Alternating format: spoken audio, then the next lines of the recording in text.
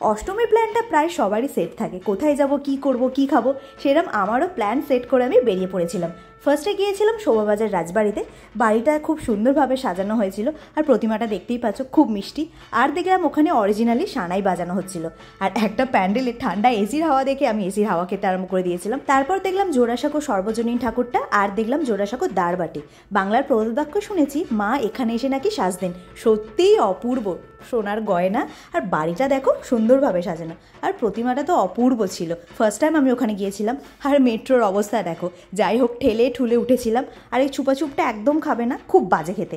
তারপর মেট্রো থেকে ঠেলে ঠুলে বেরিয়ে লাইন দিয়েছিলাম আহেলিটলার, ওখান থেকে ঠাকুর দেখে একটু হেঁটেই যেতে হবে, গিয়েছিলাম জোড়া বাগানে। এখানেও আমি ফার্স্ট টাইম ঠাকুর দেখলাম, অপূর্ব ছিল, একদম ইউনিক। এক সাইডে বুড়িমার মুখ ছিল, তার অপোজিট সাইডে প্রতিমাটা ছিল। প্রায় 1 ঘন্টার মতো নার্সেলালে লাইন দিয়ে মাটন বিরিয়ানি খেলাম। আর বাগবাজার প্রতিমা না দেখলে হয়, শেষে বাগবাজারের মাকে দেখে বাড়ি ফিরলাম।